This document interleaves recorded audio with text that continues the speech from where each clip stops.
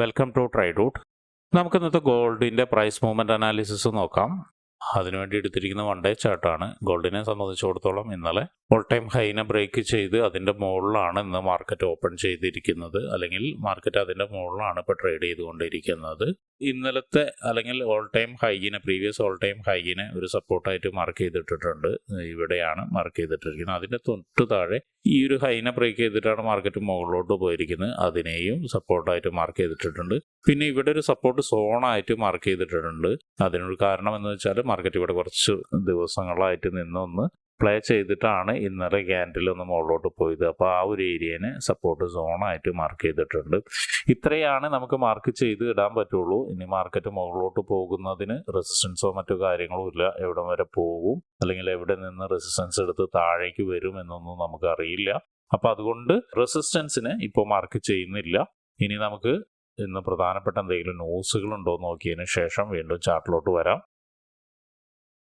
ഇന്ന് ഗോൾഡിനെ സംബന്ധിച്ച് അഥവാ USDയെ സംബന്ധിച്ച് വരുന്ന പ്രധാനപ്പെട്ട ന്യൂസ്, ന്യൂയോർക്ക് മാർക്കറ്റ് ഓപ്പൺ ചെയ്യുന്ന സമയത്താണ്. ഇന്ത്യൻ സമയം 7 മണിക്കാണ്. അത് രണ്ട് ന്യൂസാണ് വരുന്നത്. Core PCI price index monthly വരുന്നുണ്ട്, അതുപോലെ എംപ്ലോയ്മെന്റ് കോസ്റ്റ് ഇൻഡെക്സ് ക്വാർട്ടർലി വരുന്നുണ്ട്. എന്തായാലും കോർ PCI പ്രൈസ് ഇൻഡെക്സിന്റെ നോക്കാം. അതിൻ്റെ പ്രീവിയസ് ഫിഗർ എന്ന് പറയുന്നത് 0.1%, ഫോർകാസ്റ്റ് 0.2% ആണ്. അതിൻ്റെ യൂഷ്വൽ ഇഫക്റ്റ് എന്ന് പറയുന്നത് actual greater than forecast is good for currency എന്നാണ്. അതായത് ഫോർകാസ്റ്റിനും മുകളിലൊരു ഫിഗർ വന്നു കഴിഞ്ഞാൽ കറൻസി ബെറ്റർ ആയിരിക്കും എന്നാണ് പറയുന്നത്. അതുപോലെ തന്നെ എംപ്ലോയ്മെന്റ് കോസ്റ്റ് ഇൻഡെക്സ് അത് നോക്കുകയാണെങ്കിൽ പ്രീവിയസ് 0.8%, ഫോർകാസ്റ്റ് 0.9% ആണ്. അതും ഫോർകാസ്റ്റ് പ്രീവിയസിനേക്കാളും മുകളിലാണ് തന്നിരിക്കുന്നത്. അതിൻ്റെയും ആക്ച്വൽ ഇഫക്റ്റ് അല്ലെങ്കിൽ യൂഷ്വൽ ഇഫക്റ്റ് എന്ന് പറയുന്നത് actual greater than forecast is good for currency എന്നാണ്. അതായത് ഫോർകാസ്റ്റിന്റെ മുകളിലൊരു ഫിഗർ കിട്ടിക്കഴിഞ്ഞാൽ നന്നായിരിക്കുമെന്നാണ് പറയുന്നത്. അപ്പോൾ ഇത്രയാണ് ഇന്നത്തെ ന്യൂസുകൾ. ശ്രദ്ധിക്കേണ്ട സമയം ന്യൂയോർക്ക് മാർക്കറ്റ് ഓപ്പൺ ചെയ്യുന്ന സമയമാണ്. അപ്പോൾ ഒരുപക്ഷെ നല്ല രീതിയിൽ വളറ്റൈൽ ആവാനുള്ളൊരു സാധ്യത കാണുന്നുണ്ട്. അപ്പോൾ ട്രേഡ് എടുക്കുന്ന ആളുകൾ അത് നോക്കിയും കണ്ടും തന്നെ ട്രേഡ് എടുക്കാൻ ശ്രമിക്കുക. ഇനി നമുക്ക് ചാർട്ടിലോട്ട് പോവാം. ചാർട്ടിൽ വന്ന് 1 അവറിൽ നോക്കുന്ന സമയത്ത് മാർക്കറ്റ് നല്ലൊരു കൺസോൾട്ടേഷനിലാണ് നിൽക്കുന്നത്. ഓൾ ടൈം ഹൈനെ ബ്രേക്ക് ചെയ്ത്, ഇതാണ് ഓൾ ടൈം ഹൈയുടെ ലൈൻ, അതിൻ്റെ അത് കളറൊന്ന് ചേഞ്ച് ചെയ്തിടുന്നുണ്ട്. ഓൾ ടൈം ഹൈനെ ബ്രേക്ക് ചെയ്ത് കഴിഞ്ഞ് മാർക്കറ്റ് അവിടെ ഒരു കൺസോൾട്ടേഷനിലാണ് നിൽക്കുന്നത്. സപ്പോർട്ട് എടുത്തിട്ട് കൂടിയാണ് നിൽക്കുന്നത്, മുകളിലോട്ട് പോയിട്ടില്ല. എന്തായാലും ഈ കൺസോൾട്ടേഷൻ നടക്കുന്ന ഏരിയനെ ഒന്ന് മാർക്ക് ചെയ്തിടുന്നുണ്ട്. ഇനി താഴോട്ടേക്ക് വരുന്ന സമയത്ത് വളരെ ഇമ്പോർട്ടൻ്റ് ആയ 1-2 ഏരിയകളുണ്ട്. അതിൽ ആദ്യത്തെ ഏരിയ എന്ന് പറയുന്നത് ഈ ഒരു ഏരിയയാണ്. ഇവിടുത്തെ പ്രത്യേകത എന്ന് വെച്ചിട്ടുണ്ടെങ്കിൽ ഇവിടെ നിന്നാണ് മാർക്കറ്റ് ബ്രേക്ക് ചെയ്ത് മുകളിലോട്ട് പോയിരിക്കുന്നത്. നല്ലൊരു രീതിയിൽ ബ്രേക്ക് ചെയ്ത് നോക്കിയാൽ കാണാം. ഇവിടെ ഒരു സപ്ലൈ നടന്നിട്ടുണ്ടായിരുന്നു. പ്രീവിയസ് സമയത്തൊക്കെ ഇവിടെ നിന്ന് താഴോട്ടേക്ക് സപ്ലൈ ചെയ്ത് അല്ലെങ്കിൽ മാർക്കറ്റ് ഇവിടെ നിന്ന് നല്ല രീതിയിലൊന്ന് താഴോട്ടേക്ക് വീണിട്ടുണ്ടായിരുന്നു. അതിനെ ബ്രേക്ക് ചെയ്ത് ഒരു റീടെസ്റ്റ് എടുത്ത് പോയിട്ടുണ്ട്. അപ്പോൾ ഈ ഒരു ഏരിയ ഒരുപക്ഷെ നല്ല രീതിയിൽ സപ്പോർട്ടായിട്ട് ആക്ട് ചെയ്യാനുള്ള സാധ്യത കാണുന്നുണ്ട്. അപ്പോൾ അതിനെ മാർക്ക് ചെയ്തിടുന്നുണ്ട്. അതുപോലെ തന്നെ മറ്റൊരു ഏരിയ എന്ന് പറയുന്നത് ഇതും കൂടിയാണ്. ഇവിടെ നോക്കിയാൽ കാണാം, ഇവിടെ നിന്നാണ് ഇപ്പോൾ ഒരു ഡിമാൻഡ് ക്രിയേറ്റ് ചെയ്തിരിക്കുന്നത്. കുറച്ച് നേരം അല്ലെങ്കിൽ കുറച്ച് സമയം ഇവിടെ നിന്ന് ഒന്ന് കൺസോളേഷൻ നടന്നിട്ട് ഇവിടെ നിന്ന് വലിയൊരു ഡിമാൻഡ് ക്രിയേറ്റ് ചെയ്ത് പോയിട്ടുണ്ട്. കണ്ടിന്യൂസ് റാലി ആയിരുന്നു. ഇവിടെ മറ്റു ഇംബാലൻസും കൂടി ഉള്ള ഒരു ഏരിയയും കൂടിയാണ്. അപ്പോൾ ഈ ഒരു ഏരിയനെ ഒരു സപ്പോർട്ടായിട്ട് അടുത്ത ഇതിൽ മാർക്ക് ചെയ്തിടുന്നുണ്ട്. അപ്പോൾ 1 അവറിൽ പ്രധാനമായിട്ട് മാർക്ക് ചെയ്തിടുന്ന ഏരിയാസ് ഇത്രയാണ്. ഇനി നമുക്ക് 50 മിനിറ്റ്സിലോട്ട് പോയിട്ട് എന്തെങ്കിലും എൻട്രി സാധ്യതകളുണ്ടോ എന്നുള്ളത് നോക്കാം. 50 മിനിറ്റ്സിൽ കറന്റ്ലി ഒരു എൻട്രി സാധ്യത ഒന്നും കാണുന്നില്ല. കാരണം എന്താണെന്ന് വെച്ചാൽ ഇത്രയും കൺസോൾട്ടേഷൻ ആയ ഒരു ഏരിയയിൽ നിന്ന് ഒരു എൻട്രി എടുക്കൽ എളുപ്പമല്ല. അപ്പോൾ അതുകൊണ്ട് തന്നെ ഇപ്പോൾ ഒന്നും പറയാൻ കഴിയില്ല. എന്നിരുന്നാലും 1-2 സിനാരിയോസ് നമുക്ക് നോക്കാം. ആദ്യത്തെ സിനാരിയോ എന്ന് പറയുന്നത് മാർക്കറ്റ് ഒന്ന് താഴോട്ടേക്ക് ഇറങ്ങുകയാണെങ്കിൽ ഈ ഏരിയനെയും ബ്രേക്ക് ചെയ്ത്, അതായത് വരച്ചിരിക്കുന്ന 2 സപ്പോർട്ട് ലൈനെ ബ്രേക്ക് ചെയ്ത് താഴോട്ടേക്ക് ഇറങ്ങുകയാണെങ്കിൽ ഒരു എൻട്രി ചാൻസ് ഉണ്ട്. അത് 2 വിധത്തിലുണ്ട്. അതിൽ ആദ്യത്തെ ചാൻസ് എന്താണെന്ന് വെച്ചിട്ടുണ്ടെങ്കിൽ മാർക്കറ്റ് ഒന്ന് താഴോട്ടേക്ക് ഇറങ്ങുന്ന സമയത്ത് വലിയൊരു ക്യാൻഡിലോടുകൂടി ക്ലോസ് ചെയ്ത് ഇറങ്ങിയതിന് ശേഷം ഒരു റീടെസ്റ്റ് വരികയോ, ഒരു വീക്ക് റീടെസ്റ്റ് വരിക, അല്ലാതെ സ്ട്രോങ് റീടെസ്റ്റ് അല്ല, ഒരു വീക്ക് റീടെസ്റ്റ് വരികയാണെങ്കിൽ ഒരു എൻട്രി സാധ്യത ഉണ്ട്. അങ്ങനെയാണെങ്കിൽ ഈ ഒരു സപ്പോർട്ട് ഏരിയ വരെ കിട്ടാവുന്നതാണ്. നോക്കിയാൽ കാണാം, ഇവിടെ ഒരു നല്ലൊരു ഇമ്പോർട്ടൻ്റ് ആയ ഒരു ഏരിയയാണ്. കുറച്ച് നേരം നിന്ന് മാർക്കറ്റ് നിന്ന് കയറിപ്പോയതാണ്. അവിടെ നിന്ന് വീണ്ടും നല്ലൊരു ക്യാൻഡിലോട് കൂടി ബ്രേക്ക് ചെയ്യുകയാണെങ്കിൽ വീണ്ടും അടുത്ത ഒരു ഏരിയ എന്ന് പറയുന്നത് ഈ ഒരു ഏരിയയാണ്.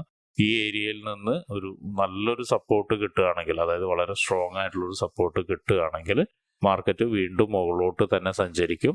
അത് വളരെ സ്ട്രോങ് ആയിട്ട് മാർക്കറ്റ് മുകളിലോട്ട് തന്നെ സഞ്ചരിച്ച് വീണ്ടും ഈ ഒരു ഏരിയയിലേക്ക് 2800 എത്താനുള്ള സാധ്യത കാണുന്നുണ്ട്. ഒരുപക്ഷെ കുറച്ച് സമയം എടുത്തായിരിക്കും എത്തുന്നുണ്ടാവുക. ഈ പറയുന്ന സിനാരിയോയിൽ അങ്ങനെയാണ് ഒന്നുള്ളത്. ഇതേ ആക്ഷൻ തന്നെ ഇവിടുന്നും സംഭവിക്കാം. ഇവിടുന്നും നല്ല രീതിയിൽ ഒരു സ്ട്രോങ് സപ്പോർട്ട് എടുക്കുകയാണെങ്കിൽ ഇവിടുന്നും സംഭവിക്കാം. പക്ഷെ അങ്ങനെ പോകുന്ന സമയത്ത് ശ്രദ്ധിക്കേണ്ട കാര്യം എന്താണെന്ന് വെച്ചിട്ടുണ്ടെങ്കിൽ ഈ രണ്ട് പ്രധാനപ്പെട്ട റെസിസ്റ്റൻസുകൾ ബ്രേക്ക് ചെയ്തിട്ടാണ് വരുന്നത്. അപ്പോൾ ഇവിടെ നിന്ന് ഒരുപക്ഷെ ഒരു റിജക്ഷൻ കിട്ടിയിട്ട് വീണ്ടും ഒന്ന് താഴോട്ടേക്ക് ഇറങ്ങാനുള്ള സാധ്യത ഉണ്ട്. ഇവിടം വരെ ഇറങ്ങാനുള്ള സാധ്യത കാണുന്നുണ്ട്.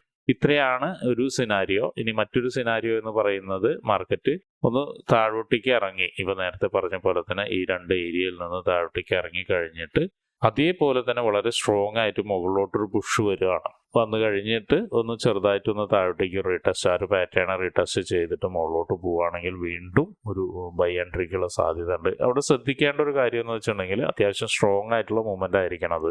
അല്ലെങ്കിൽ റീടെസ്റ്റ് വന്നു കഴിഞ്ഞാൽ ഒരുപക്ഷെ താഴോട്ടേക്ക് ആയിരിക്കും വരുന്നുണ്ടാവും. റീടെസ്റ്റ് ആയിരിക്കില്ല അത്, അതൊരു പക്ഷേ താഴോട്ടേക്ക് ഒരു റിവേഴ്സലിനായിരിക്കും സാധ്യത ഉണ്ടാവുക. അതൊന്ന് ശ്രദ്ധിക്കേണ്ട കാര്യമാണ്. ഇനി മറ്റൊരു കാര്യം എന്ന് പറഞ്ഞു കഴിഞ്ഞാൽ ഈ ഒരു ഹൈനെ ബ്രേക്ക് ചെയ്ത് മുകളിലോട്ട് പോവുക എന്നുള്ളതാണ്. ഹൈനെ ബ്രേക്ക് ചെയ്ത് നല്ലൊരു സ്ട്രോങ് ക്യാൻഡിലോട് കൂടി ഇതുപോലുള്ള സ്ട്രോങ് ക്യാൻഡിലോട് കൂടി ബ്രേക്ക് ചെയ്തിട്ടുണ്ടെങ്കിൽ മാർക്കറ്റ് ഒരുപക്ഷെ മുകളിലോട്ട് പോകാനുള്ള സാധ്യത വീണ്ടും കാണുന്നുണ്ട്.